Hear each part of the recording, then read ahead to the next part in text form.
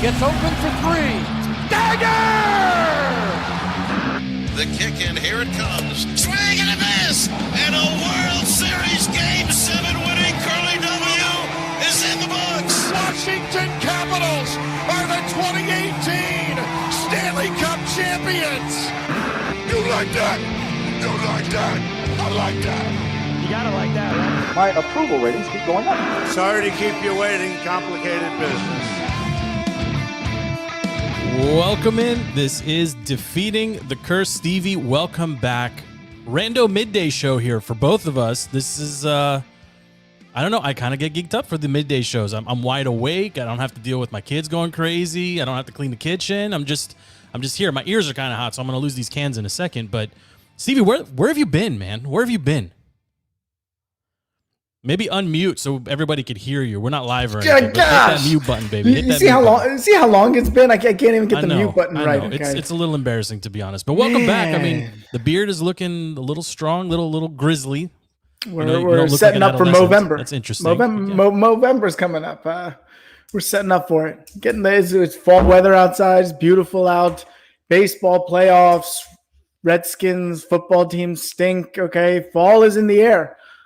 Fall is in the air, but I'm surprised. Like, it's been several weeks where you've had an opportunity probably to come on here and kill this football team and opted not to do it. So don't put it on me. I know you're always like, you're leaving me off the show. I'm not leaving you off the show. You're either too busy or not interested, but I know you got some thoughts on this team. I doubt you've watched any of this. There's no chance you've been watching any of the football team.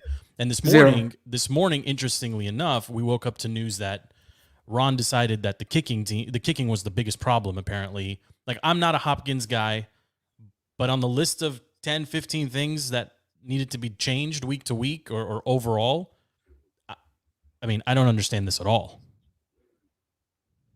Yeah, I mean, this is fascinating. I mean, this is a guy whose house is on fire, and he's trying to save, the lunchbox or something. I mean, this is crazy. I mean, I'm starting to question Ron Rivera, okay? And I wouldn't have thought that we would have come to this place, but we are here when you get a defensive-minded coach who comes in, brings in his staff, brings in his guys, brings in, this kind of fresh outlook year two, and they are who we thought they were, okay? We are where we are because this team has revealed who they are. I mean, I said almost 10 weeks ago now, this is a bad defense. And every single week, people say, give it a week. This is their breakout. This is this. And they'll point at one play here, one play there. And the summation of everything is this is a bad football team. This has become a bad football team. Yes. And quitting on Hopkins and cutting Hopkins loose. I don't get this Hopkins thing at all. Like, the guy's 85% on the season. He's missed in the past in big moments. He's been iced and missed. Like, I'm not a Hopkins fan. I like him as a dude, and we've actually got a chance to meet him a couple times. He's a cool dude. But as a kicker, you can do better. But I don't know if you can do better 7 weeks into the season when your whole team, like you said, the building's on fire. You've got your head athletic trainer being investigated by the feds. You've got this debacle of the Sean Taylor retirement ceremony over, this past weekend, and I covered that on Monday, and I can't go back to that because, like, my wife actually came down. She had to calm me down. Like, I was livid on Sunday, and I got all worked up again on Monday when we were recording the show. So I can't go back to that either. But honestly, this morning when Ron wakes up or when he's meeting with the coaches, the kicking game can't be that high on the list of things that have to be sorted out. How is Hopkins at 85% no longer on the football team roster, but Landon Collins is still here? I don't get it. Well, that's why I'm questioning Ron Rivera. I think this has more to do with finding a scapegoat than actually trying to fix things. And that's where I'm questioning Ron Rivera's character right now.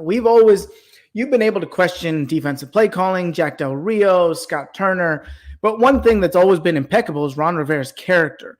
Right now, today, October 20th, I'm going to question Ron Rivera's character and question whether or not that Washington football team disease, that corporate culture that is poisonous and disgusting and awful, has it infected Ron Rivera? Because he came in as a stand-up guy, and right now, They clearly made Dustin Hopkins to be a scapegoat for a really bad start to a bad football team that seems to be inclined to have a bad football season. But what are they expecting is going to happen with Chris Blewett now on the roster? First of all, amazing name for a kicker. Amazing. The jokes the jokes write themselves. So this is the gift that keeps giving for everybody that's in the broadcast industry that has to cover this team or wants to cover this team. But that aside, Hopkins was 85% on the season.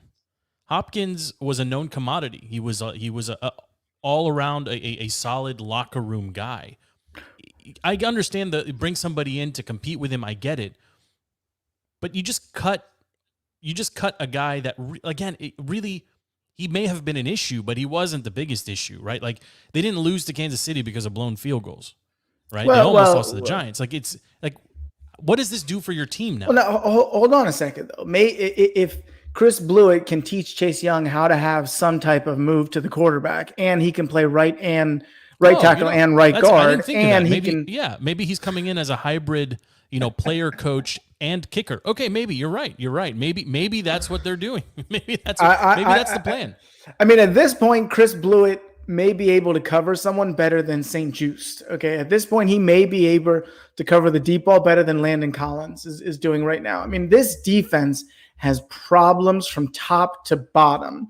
And I'm so sick and tired of I'm sick and tired of being sick and tired. Who said that? Was that Clinton? Was that Bernie? I think it was Bernie. I think that's a Bernie line. What I'm sick and tired of is hearing Chase Young every week saying, all right, doubt us. I'm gonna keep track of all these guys doubting us. I'm sick and tired of. I don't want to hear a peep out of that guy anymore. Was it the middle linebacker who's saying, I'm taking notes of who's writing down all this stuff. That's all Chase. It's nonsense. And then every time I look up, he's in a Gatorade commercial with our former buddy Bryce Harper. So listen, this defense has problems top to bottom. Okay. The quarterback, I'll give a pass to Heineke. Okay. They're getting some film on him. They're figuring him out a little bit. He's regressing to the mean. But like you said, franchise guy. He's not a franchise guy, right?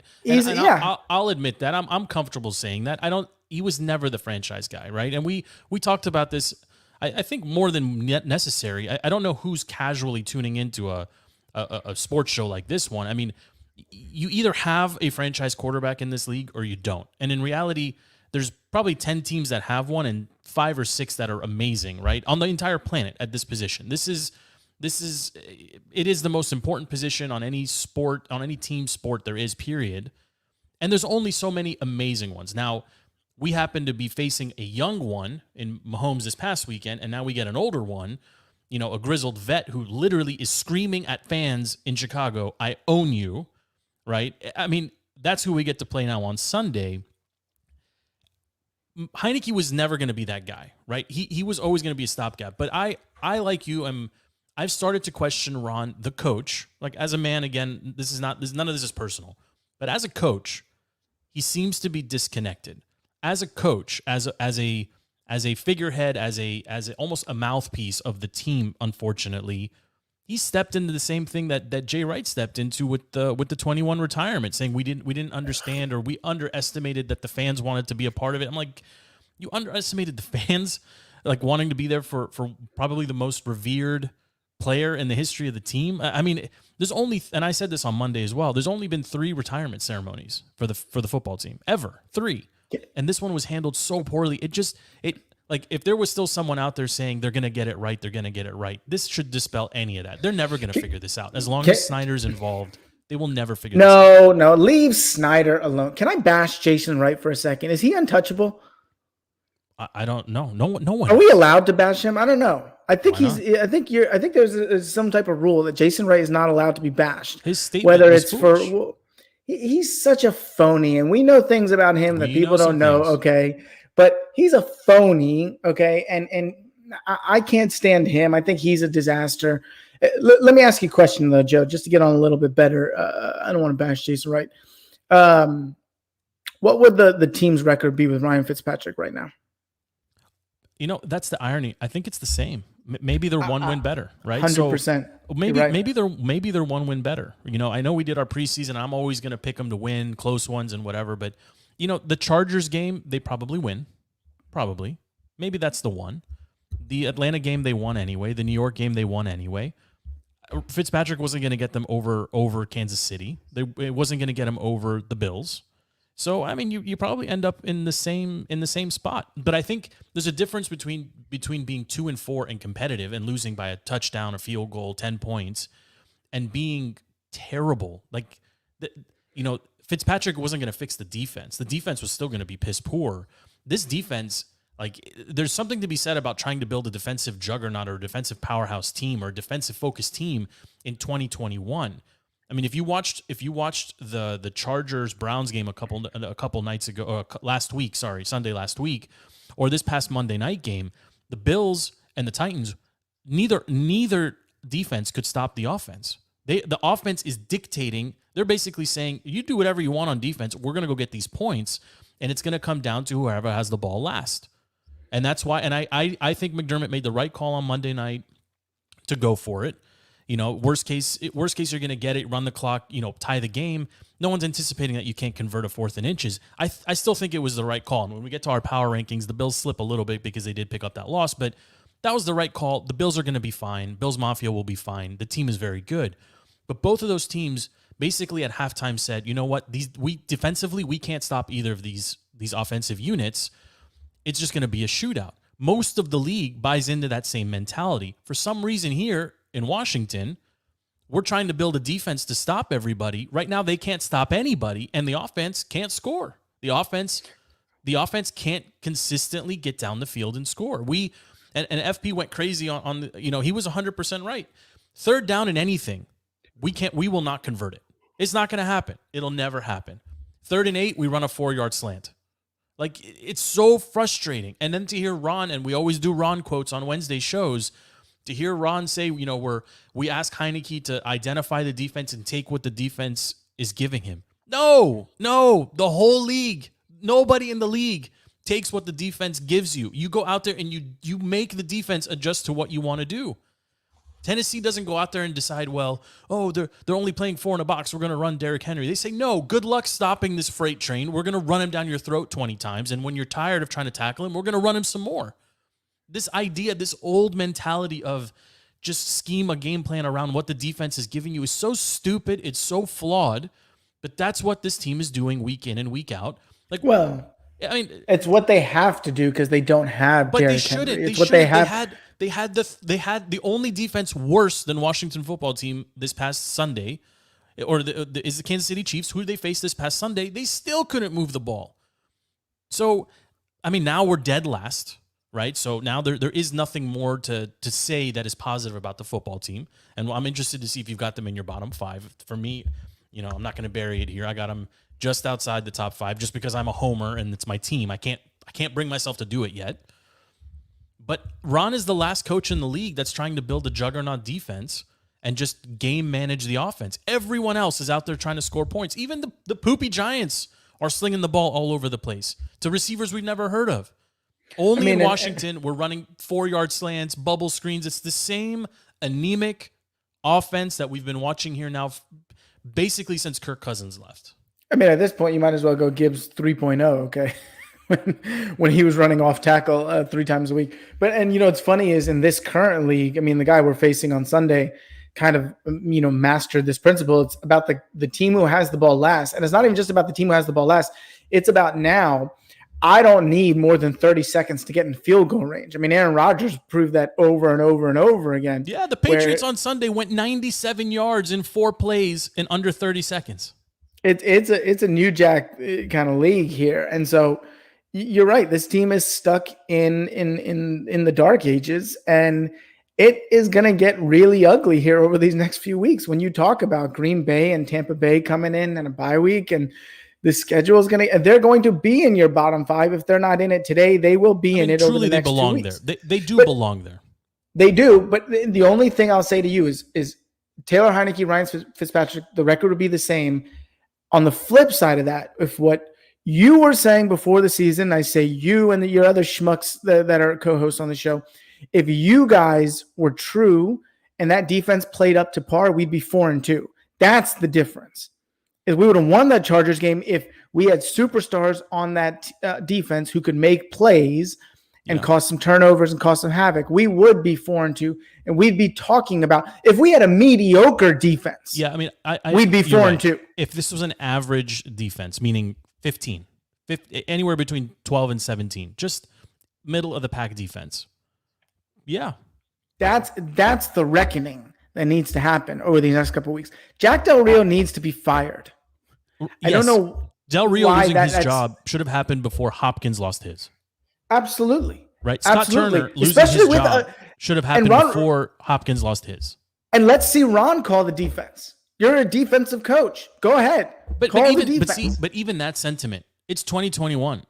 Teams are out there trying to score 40 points. Like you said, get the ball last and try to score to win the game.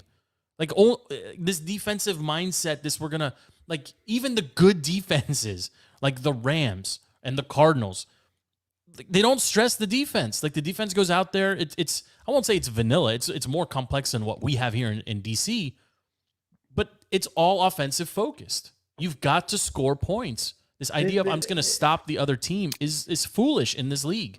It's foolish. This team is such a waste of space. Look, why are we talking about that? We got great baseball. We have the promise of a new season in the NBA, which I don't care about. I'm sure you've got soccer. I don't care about either. We've got golf and tennis. Fire, baby. I wish if it would pull plenty the ratings, we could talk about. I would talk soccer all the time, but nobody cares about soccer. What ratings? How many people are showing up to FedEx Field? 50,000 I saw. 50,000? No. That's what they claim as the attendance. And, on Nats Park nights, on big nights, you're getting 45, 48,000. So and again, how many of those were Chiefs fans? How many of those were Giants fans? How many of those were Charger fans? Can we talk about the Chiefs doing the tomahawk chop? And like the irony behind the other Native American imagery team being okay and being allowed and coming into this building and doing the tomahawk chop. Like, no one else thought that was just a little weird. Just a little weird. I don't know. This team is the Braves are doing it. I don't understand what Ron is doing. We'll figure out how to bet this game on Sunday just to be interested. I don't think they'll be in it past halftime. Aaron might set a career. He might throw for 600 yards. He legitimately could throw for 600 yards. Devontae. If there was a bet, if there was a line, whatever the over is on Aaron Rodgers passing yards, take it, because he's going to light this team up. I mean, they can't stop anybody. And, Aaron Rodgers, Pat Mahomes, you pick which one's better. The savvy vet's going to figure out how to do it. It's too potent of an offense, and our defense stinks. This is not a get right game. I'm done with all that. I'm done with it. But I am curious though. So I got the Packers in my top 5 this week. They were just outside last week. I'll give you my top 5 and give me yours, or maybe they're the same. We'll see. So at number 5, I got the Bucs. The Bucs last week had fallen out. They toyed with the Eagles on Thursday night. They look great. Tom Brady maybe looks a smidge older, but that offense has got enough pieces in it. They're going to keep rolling. They're not going to lose to the football team in a couple weeks. So I got the Bucs at 5. I got the Packers at 4. And it's same thing. Like, I called them dead and said Joe Barry was an idiot on week 1. I'm eating a lot of dog food this week. These guys are rolling. They may not lose a game for a couple more weeks, depending, the way that their schedule is stacking up. And Aaron Rodgers is rolling. And any quarterback that's going to look a fan base like Chicago literally in the eyeballs and say, I own you, I effing own you. Matt, like, he's fun to watch, man. He is must watch, even like the on-field stuff, the off-field stuff, whatever. I got the Packers at 4. I got the Cowboys at 3. Last week I had them at 4. They're moving up to 3. I think they're real. I don't know how, FP mentioned this. I don't know how anyone cheers against Dak just from a human perspective. I mean, as a team, I can't cheer for him. I want to see Dak succeed. I love the story. He's got so many offensive weapons on that roster. He's got 3 legitimate pass-catching options, plus he's got Zeke. That offensive line is just mauling people. They're a legitimate contender. They're going to run away with the NFC East. I think they're a legitimate contender in the NFC, and I think they can beat the Bucs, even though they lost to them on opening night. That was a really close game, and I think if they were meeting this week, I would pick the Cowboys to beat the Bucs. Number 2, I got the Bills. I had them at number 1 last week, even though the Cardinals remain undefeated, so obviously the Cardinals are my number 1. I got the Bills at number 2. The loss obviously is going to hurt. They hung in there with a quality team in Tennessee.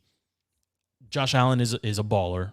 I mean, that team can run the ball, and most importantly for me, that defense can do enough to keep the offense basically in any game. Emmanuel Sanders is, I mean, I don't know. He looks like he's 10 years younger in Buffalo for some reason. So we'll see what happens when the weather changes and things, maybe, when they become more of a running game, or a running team. But the Bills are sitting at number 2, and then the Cardinals are number 1. No head coach, no problem. They just keep rolling through people. I mean, I think they're going to be undefeated. They may get to 8 or 9-0 before they're really tested based on how their schedule is stacked up as well. Their division games, they've handled business pretty much against anybody. Really hasn't been any close games. I mean, 1 or 2 were a little bit close heading into the 4th, but overall, Cardinals look really good. The Bills look really good. The Cowboys are my surprise. I didn't have them anywhere near the top 10, top 5. They look like a complete team. That defense is balling out too. Just a good-looking, well-built team, and it's arguably the best one in Dallas since, I don't know, early 2000s. So that's my top 5: Bucks, Packers, Cowboys, Bills, Cardinals at 1. Who do you got?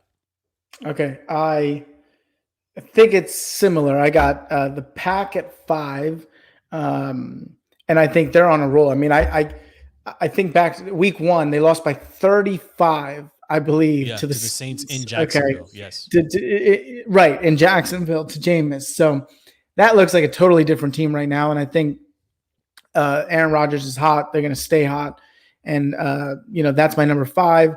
Number 4, I have the Cowboys. I think, like you said, they are putting together. They are what looks like the most complete team potentially in the NFC outside of the Cardinals right now. I mean, I think, that offensive line is so good. I don't want to take anything away from Dak, but that offensive line it doesn't matter if Zeke's back there. It doesn't matter if the other running back's back there. I mean, they are protecting, they're running the ball really well.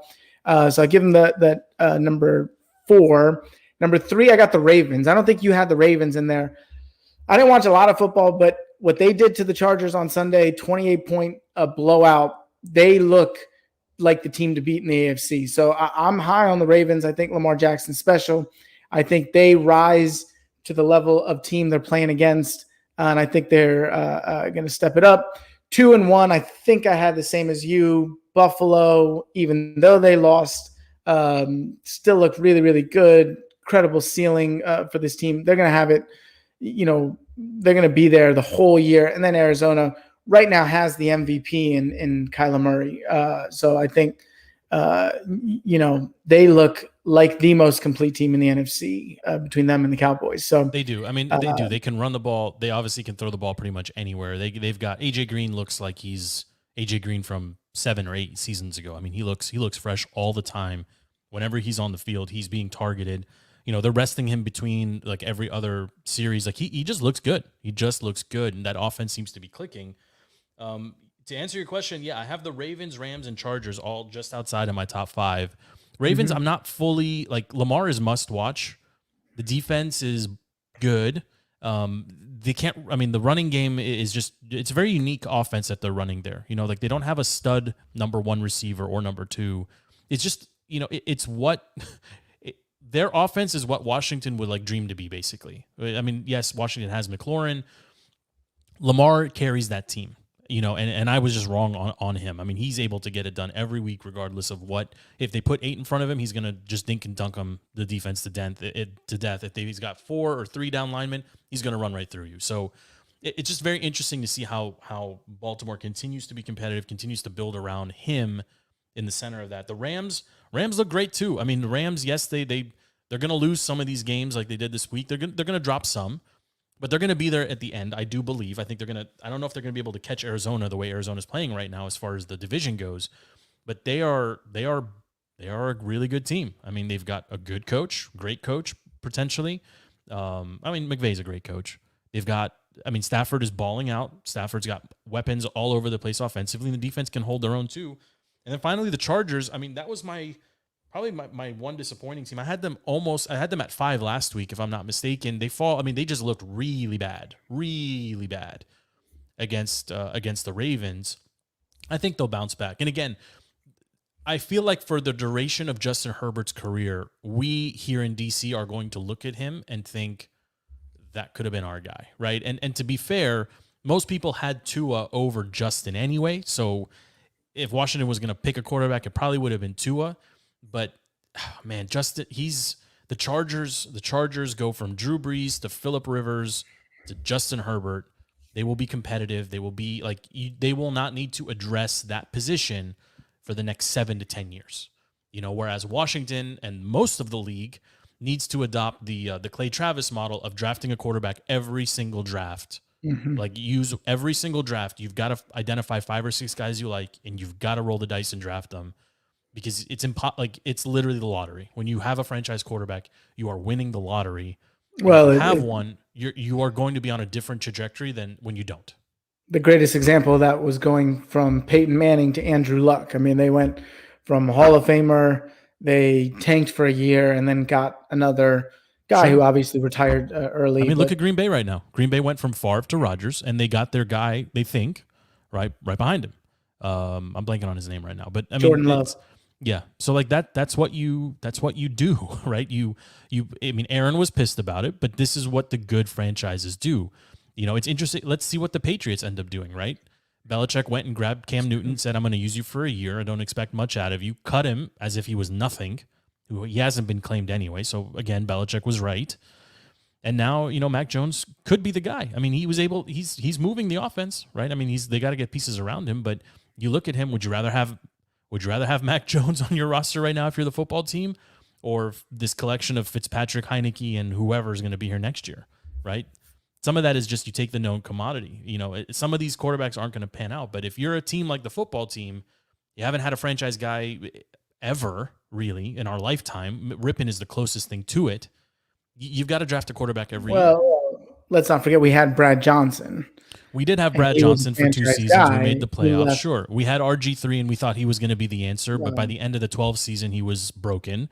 And then we had Kirk, but because they never actually gave him a contract, you could never build around him. Bruce Allen completely trashed that opportunity. Say what you will about Kirk Cousins. I mentioned this the other day. I put it in our chat, our WhatsApp chat as well. Kirk just eclipsed 30,000 career passing yards, right? He's the 50th quarterback ever to do it. If he's still here, you're in a better position than if he's not. We're 4-2. Fine, but you're not. But week in and week out, we're not arguing and complaining about the. No, that's what I'm saying. Is you're on your way to a 10-win season if Kirk Cousins is here in Washington. And I would argue with this crappy defense. Well. This is a little bit of revisionist history here, but if Kirk is the quarterback of last year's team, and we're not doing this Haskins experiment nonsense, they're better than a 7-win team because that defense was good against terrible quarterbacks, right? And that was your point. That team probably would have been in a better position. Maybe they still lose to the Bucs. We'll never know.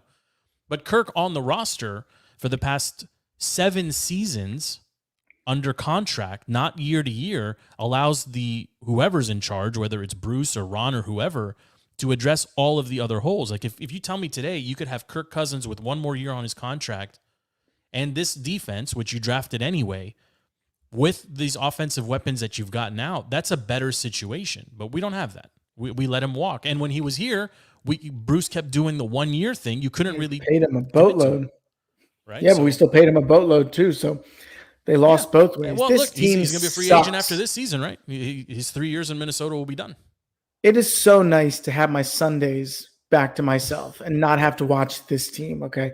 Everyone should stop watching this team. Everyone should stop going to FedEx. Everyone should stop buying merchandise. That's the only way that things will change. Enjoy your Sundays. Either watch someone else's football team or spend time with your kids, not your wife, I know. I'm gonna give you my bottom 5, and then we'll move off this topic. I want to get to baseball real quick too. All right, bottom 5. I got in no specific order. I got the Jags, Lions, Jets, Texans, and just outside the Washington football team. When they lose this week, assuming any of the teams I just mentioned win a game, I will have the WFT in my bottom 5 next week. Yeah, I would put them in there now. I mean, I could even get the Jets out just because the Jets are more exciting and look like they're trending upwards with Zach Wilson. So, yeah, I got the same teams.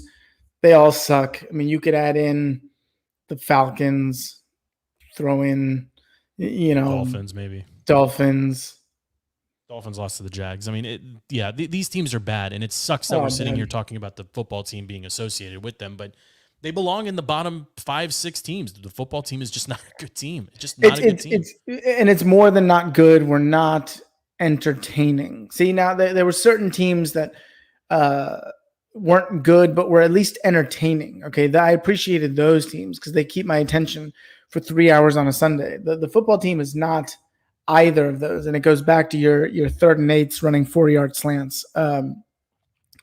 It's a bad team in every sense of the word. Yeah, and Ron today is addressing the kicker. I mean, I just don't get it, man. I don't get it. I want to switch gears, though. Let's get off of this. I mean, there's no chance you have them beating the Packers, right? Can we just do that quickly? Stevie, who you got on Sunday? No, come on. What kind of stupid? Good. So we both got the Packers. Let's just move on. I want to talk about something more exciting. So I know you don't care about the NBA. I do like the NBA. I enjoy basketball, okay? I do. It was a little uneventful yesterday, opening night. The Wizards will open up later this week. But I want to talk about baseball. And specifically, I kind of wish Razzle was here because yesterday he was like, boys, I'm putting in the baseball sweats for the night. And I said, Razzle, please put the mortgage, put the house, put every penny in our shared account, in our shared, betting account, put it all on the Dodgers. He did not do that. And halfway through the game yesterday, you guys were both killing me. Oh, they're dead in the water. Atlanta's got this, blah, blah, blah. Baseball Matt was saying the same thing in the side chat. The Dodgers came back in very dramatic fashion, and they look good doing it. Stevie, the Dodgers will beat the Braves in this series, right? No. Now there were 2 teams yesterday that had epic comebacks. The Astros and the Dodgers. One of them, I believe, made it a series. Well, we know one of them cheats, but one of them turned, one of them saved their season and turned it into a series. And it was not the Dodgers. I mean, the Dodgers right now, they just delayed.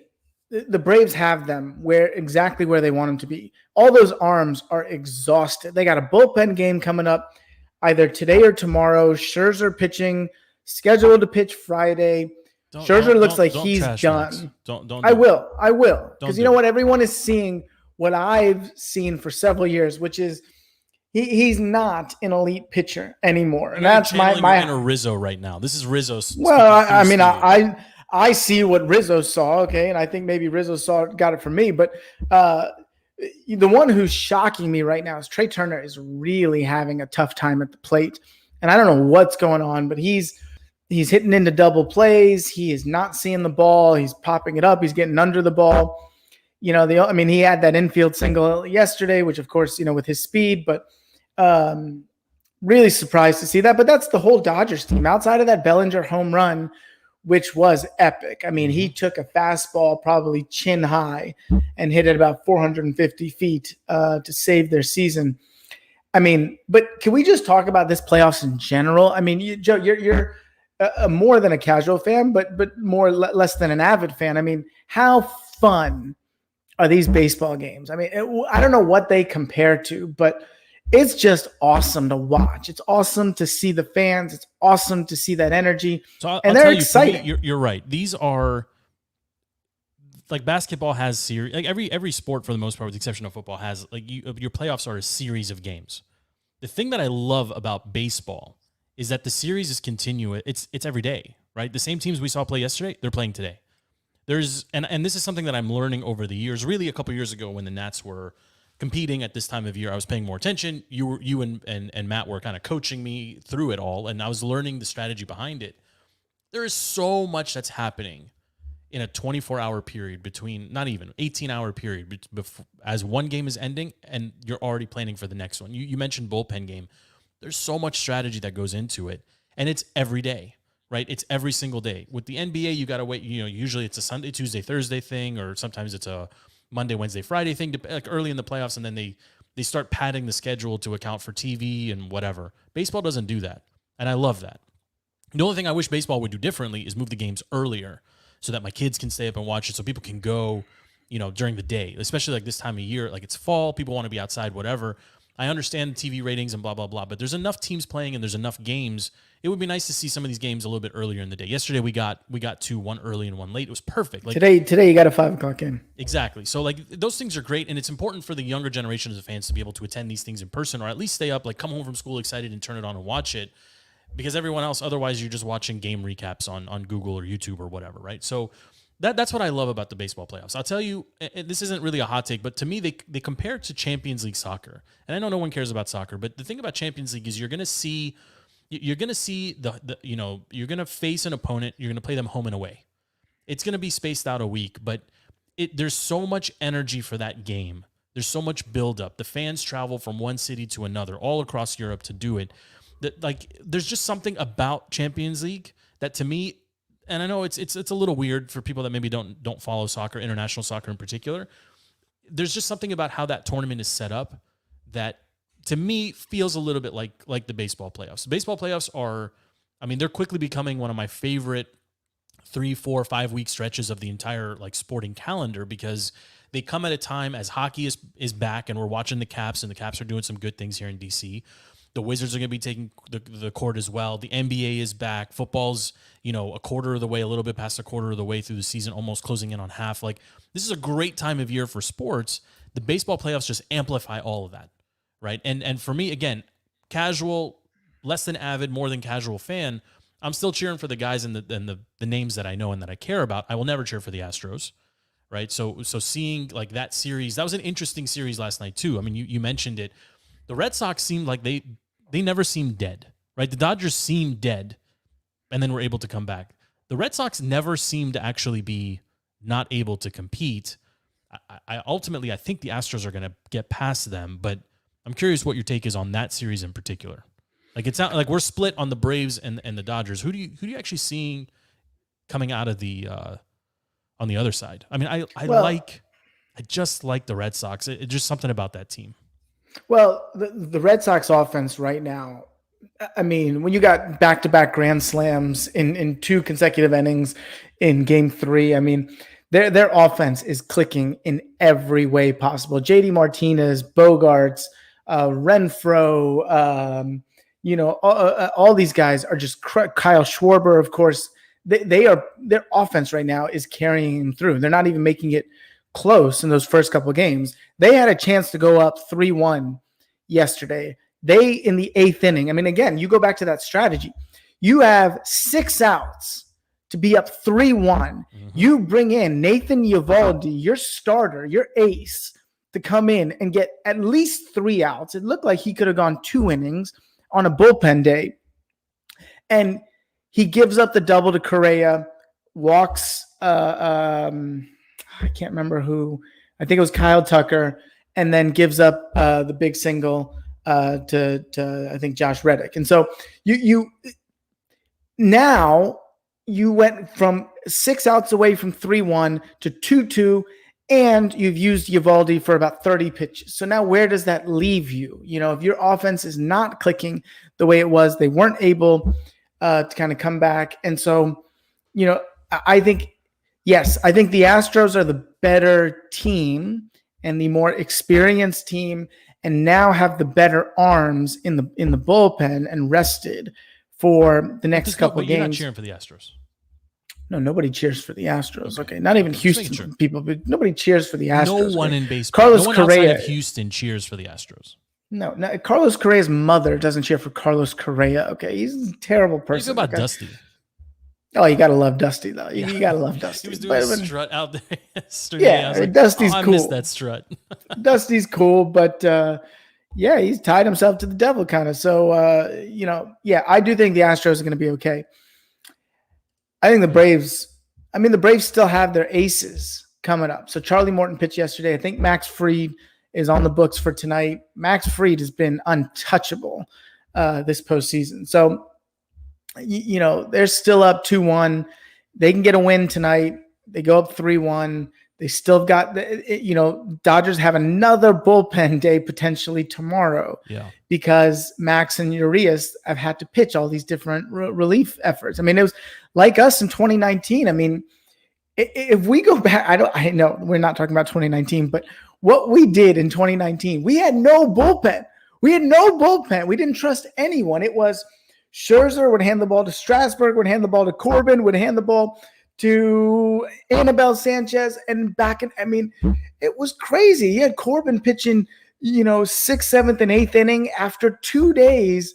After 2 days after starting. It's incredible what Strasburg did. I mean, all these guys. So, Stevie, do you think the weather factors in though? Do you think the weather truly factors in? Like LA is a much more mild climate, right? In DC, it's cold. Like at night, it's cooler, right? I mean, does the weather actually factor in? Atlanta's a warm city too. Yeah, but wait a second. It's been cold in these games. I think I'm sorry. Trey Turner hit a ball, and they were down 1, and he hit a ball top of the 9th that hit the warning track. At any other time outside of October 18th or whenever that game was, that's a home run. Mm-hmm. And so, yeah, I mean, the weather does play a factor, and it's only going to get colder. And it's cold in LA. I mean, you've been in LA plenty of times. You hit 7, 8 p.m. and that sun goes down. It's chilly. Is it cold, Steve? Really? Is it well, cold? We both can agree LA is a dump anyway. So that's what we both can agree on. Okay. California is a hellhole right now, but good food. I mean, I was there recently. I had the pleasure of In-N-Out, and I will tell you, I don't remember it. I remember it very differently. I think our buddy Pete is right. I think it's Five Guys is a superior burger. It really is. It really is. No, I'll take Shake Shack over Five Guys. You take it over In-N-Out? There's something wrong with the whole, like maybe just because I'm look at my body. Like I'm all about the animal style, but it just doesn't sit right anymore. It's too heavy. The burger's too small. There's no bacon, which is Peter's whole bit, right? Like how can you be a burger spot without bacon? You used to, I just passed by Foster's. You used to get me on Foster's. Well, yeah. Hey, I'm a sucker for flame grilled anything, right? I love Foster's. Where were you that you saw Foster's? I was at the Petco in Vienna, getting my dog groomed. Yo, give them a call. See if they want to sponsor the show. We're probably the only 2 people that will ever talk about Foster's on the radio or on podcast airwaves or whatever. Okay, well, so I'm gonna reach out to Joe at some point tonight and tell him to put money on the Dodgers. On my behalf. I just feel like they're going to win tonight too. It doesn't seem like you're with me on this though. No, I wouldn't do that. I'll tell you. Let me see the pitching matchup. Because if Max Fried's pitching, you got the Braves are not decided. Julio Urias is pitching.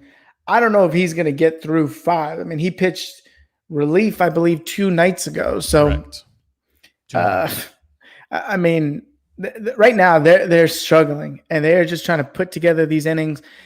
Props to Dave Roberts for trying to piece it all together. But outside of Walker Buehler, they have no one that they really trust to get them through longer than 5 innings. Max has proven he can't get through 5 innings anymore. You're such a Rizzo fanatic. Okay. Talk to me about the Washington football team defense again. Yeah, let's see how right you were about that. Well, they addressed their biggest problem, which was kicking. So, they should win. They should be able to beat the Packers now because the kicking woes have been solved. So, if the Washington football team and the Packers agree that the offenses will purposely not go closer than the 30-yard line and only kick field goals, we might have a chance. We might have a chance. But I don't know what the hell Ron is doing, and I don't know what's going on, man. Honestly, and there's something to be said about quality of life when you don't have to watch this team in real time. It's comfortable sometimes to be able to skip 30 seconds at a time and just get through it. So that we do this show. We watch enough. We know what's going on. Exactly. We know. That's what we're going to call this episode. We've seen enough. Right? Yeah. We've seen enough. FP titled the last one Third and Less because no matter what it is, we're not going to convert. This one, we already know. Stevie, thank you for making some time. Midday show. I got to be honest, Stevie. I like the middays. I like it. I like the middays. Makes me feel like Grant and Danny. Maybe one day we can maybe one day we'll be there. The Joe and Stevie drive home show. Who knows? We could even potentially fire these up and do this every day. I would love to. You know how I feel about this gig. I truly enjoy it. But midday shows, a little bit of energy. There's a little bit of sunlight coming through. It's just, it's just nice. It's nice. So I appreciate you making time. We covered a lot of topics. We're going to get this cleaned up and posted. Thank you, everyone who watched live, who tuned in. We really appreciate you. The show is available on all platforms, on all social media platforms, and all podcast platforms as well. Just search Defeating the Curse or DTC. We appreciate you very much. For Stevie, my name is Joe. Until next time, we're out.